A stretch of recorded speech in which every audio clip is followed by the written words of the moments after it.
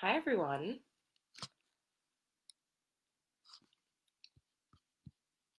My name is Rachel Lachaga. Um, I'm so excited to be here on Musical Mornings, and today I am going to talk about singing. I don't know if anybody is watching. There we go. But today we are going to talk about singing. And what I want to start with is talking about how to warm up and how to be ready to start singing. Um, you have to, the first step to singing is understanding your body. Um, a lot of people don't actually breathe correctly in their day-to-day lives. And that's kind of funny because we'd think, that we all know how to breathe, but it turns out that a lot of us don't actually know how to breathe. So, the first thing that you want to do when you're going to start singing is think about how you're normally breathing. Are you constricting? Are you in any sort of strain? Does it bother you in any way? Because that's what we need to rework. When you're a singer, you want expansion. You want to feel the air leaving your body, and you don't want to feel any sort of tightening in your body. Now, I don't know how many of the next sort of internal organs you've heard about before, but the biggest thing when we're talking about singing is talking about our vocal cords, which are in here, and our diaphragm, which is sort of right below our chest in our rib cage area. So, pitch, which is the way that the tone, the key that you're singing in, is going to be created by the way that your air is flowing through your throat and your vocal cords.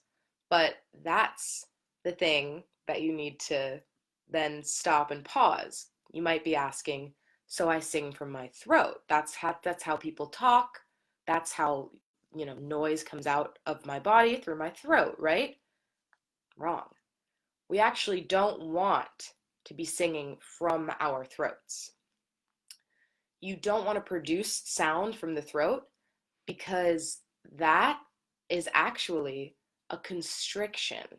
And what that means is it's just a tightening, and it's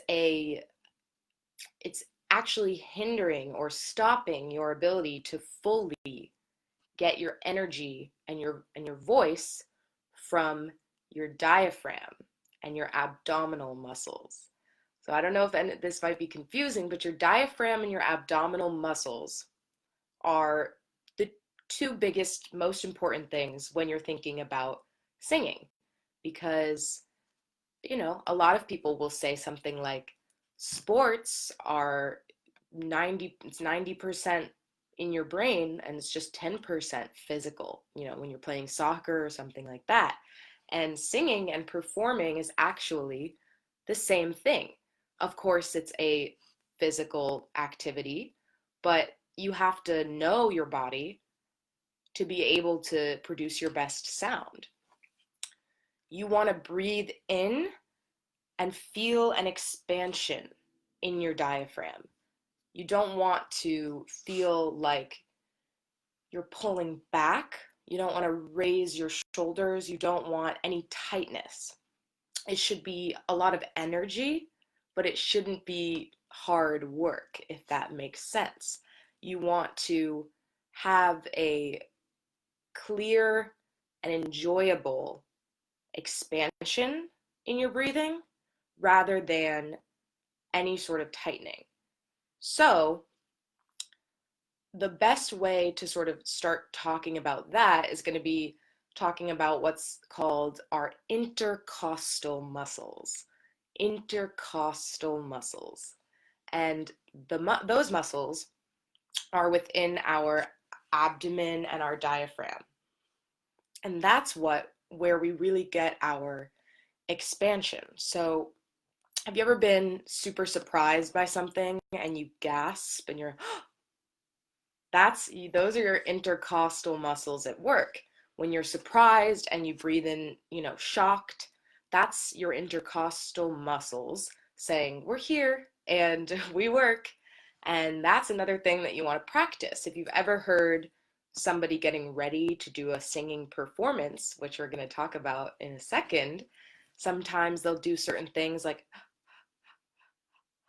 they'll breathe in fast a bunch of times because they're getting those intercostal muscles warmed up.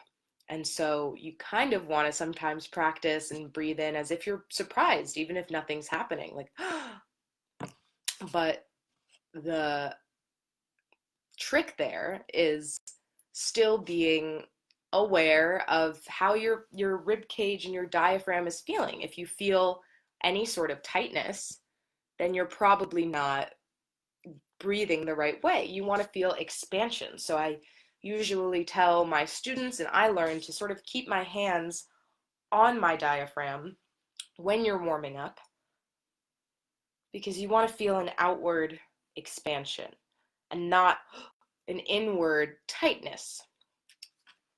So if you were to take away anything from that, it's just the diaphragm is an expansive muscle, and the abdominal muscles are meant to expand. And while we do have vibrations in our throat from our vocal cords, we don't want to be singing from our throats, because that's the easiest way to harm your voice and your vocal cords. If you are getting all of your breath just from your throat and you're not really deeply breathing in from your diaphragm and your abdomen.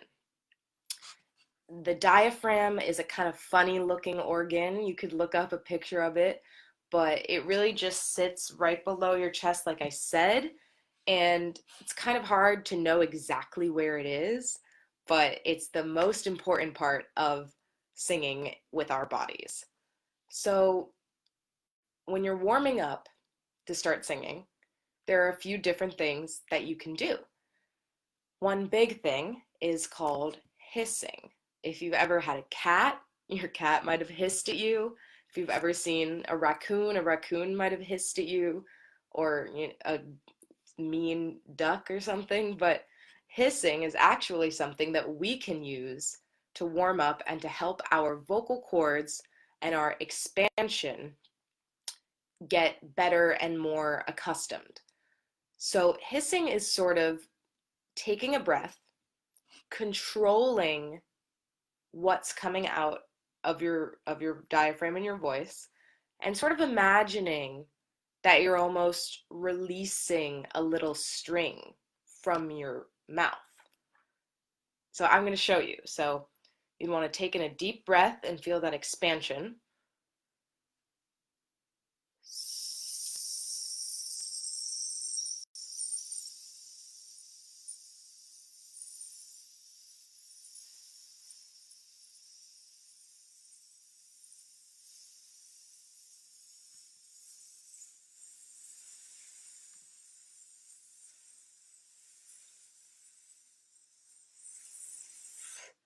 And I could keep going, but that's what it should sound like.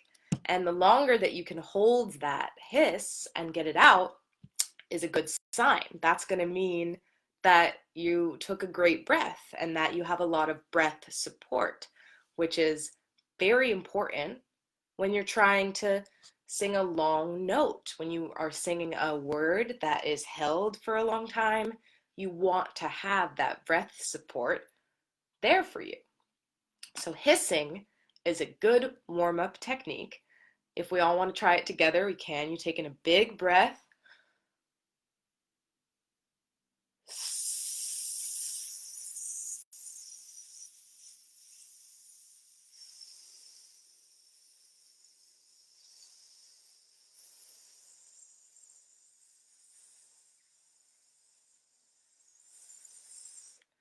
Some people like to do it like,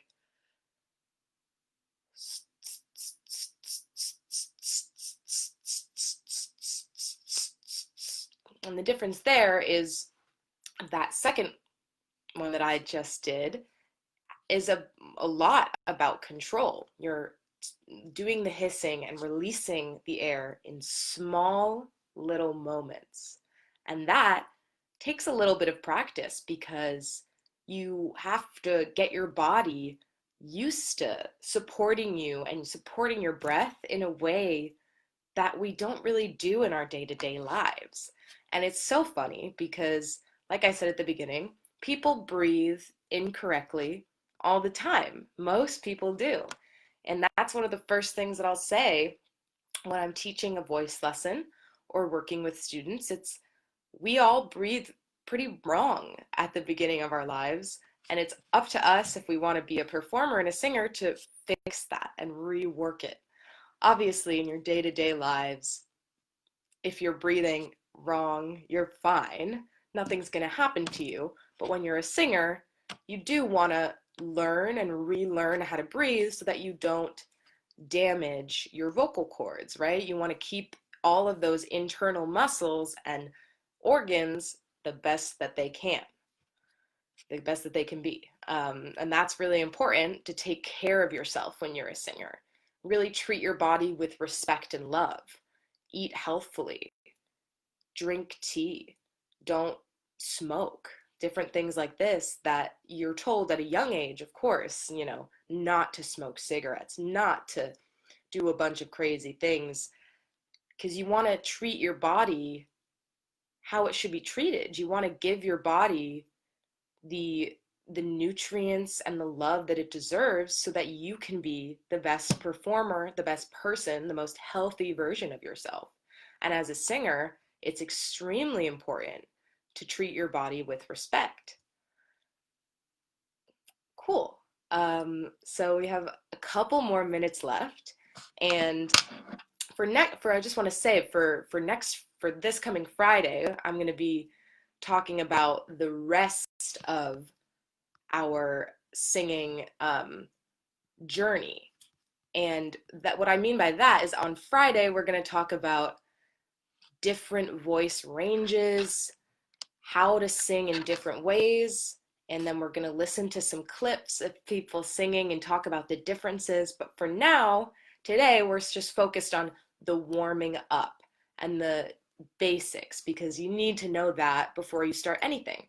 So for our last 5 minutes, I want to talk about something that's called the tonic so fa la, but you don't need to know that term.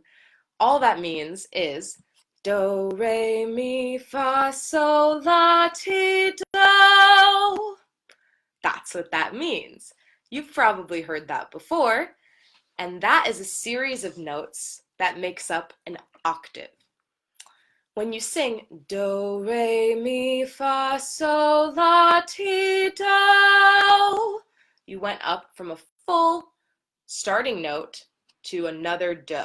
And the best way to do this, and this is going to be something interactive that I hope you can all do with me, is hand movements to remind yourself what each word or what each note for do and re and mi, where they should be and how you're rising. So for our last couple minutes, we're going to work on this. So what you want to start with is a fist like this. This is our do. Do.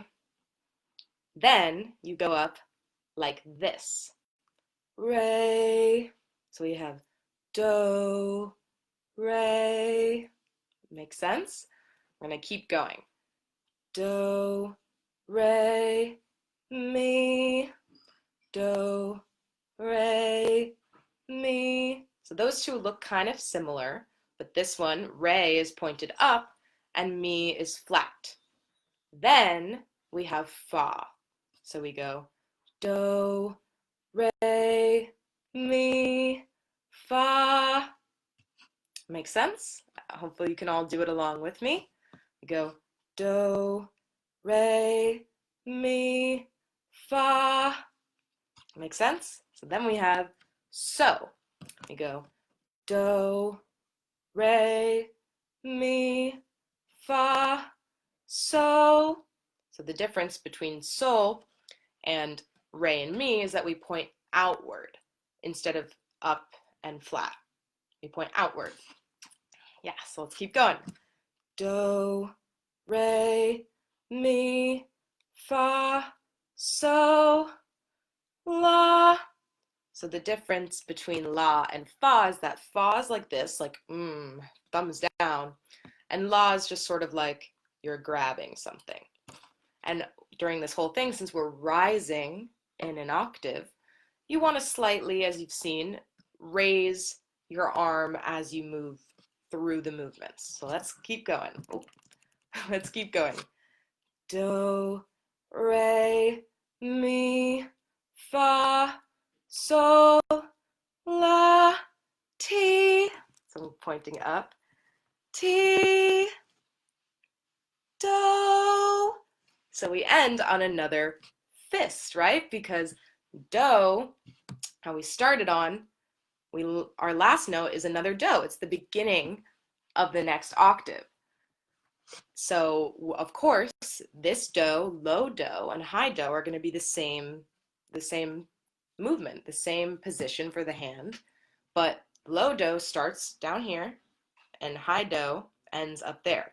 So if we do it one more time together, it's going to be do, re, mi, fa, so, la, ti, do, do, ti, la, so, fa, mi, re, do.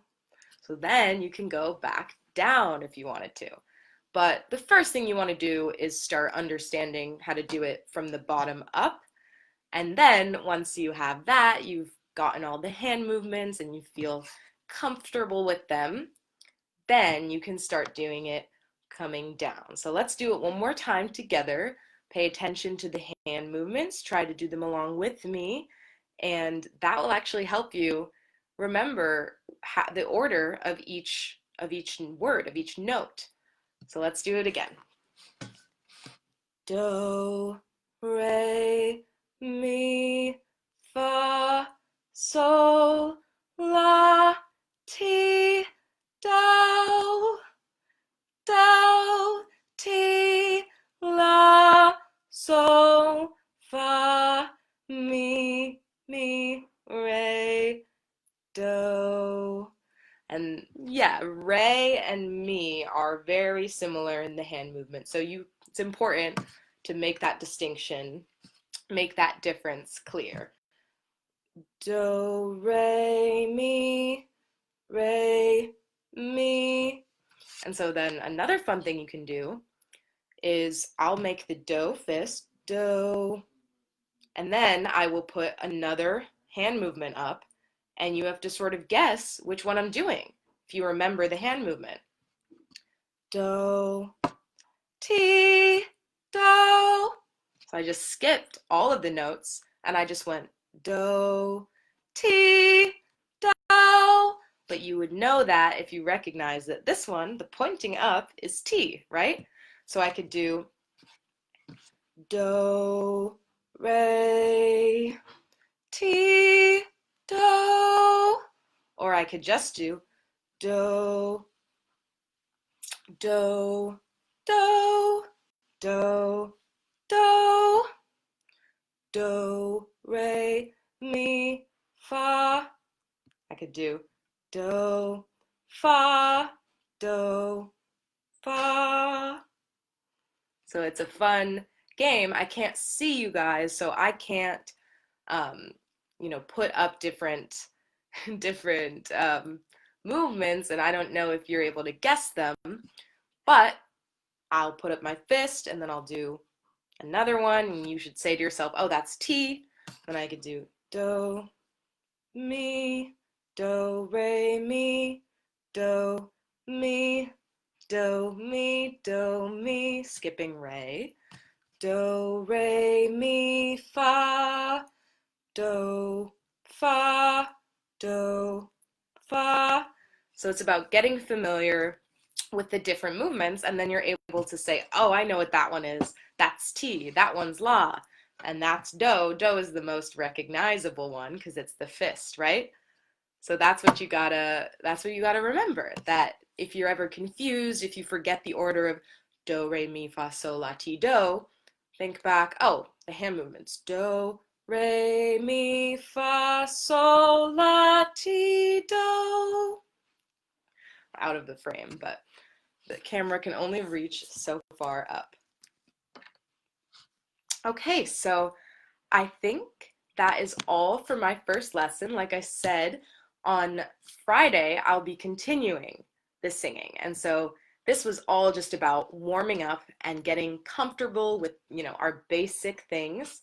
But Friday, we're going to talk about voice placements. So if you can sing really high, if you can sing lower, we're going to talk about the different ways to sing, like in your head voice or a full-blown belt. Different things like that. The different ways that we can sing and why they're all effective in their own ways. And we'll listen to some singers and talk about them. But for tomorrow, you're going to see at 9:30 a.m., you're going to see Noah, who's another Rock Island sound instructor, and he's going to teach you about the trumpet and the drums. So make sure you tune in tomorrow to watch Noah if you want to learn about the trumpet or the drums. And like I said, you can then join me again on Friday to finish up this week of singing. And then next week, I'm going to start talking about music history and where music came from and all of that. So if you enjoyed, give it a like, give it a thumbs up. Make sure to tune in for Noah tomorrow. I'm an instructor at Rock Island Sound. We have a bunch of different summer camps, so you can visit the Rock Island Sound website or contact me or Paul or anyone at Rock Island Sound to find out more about that. If you enjoyed what you saw today, then keep watching on Friday. Sign up for some lessons with me if you all want to learn how to sing in a personal one-on-one. I hope you enjoyed, and I will see you guys on Friday. Make sure to tune in to Noah tomorrow. Take care, everybody. Bye. Have a good Tuesday.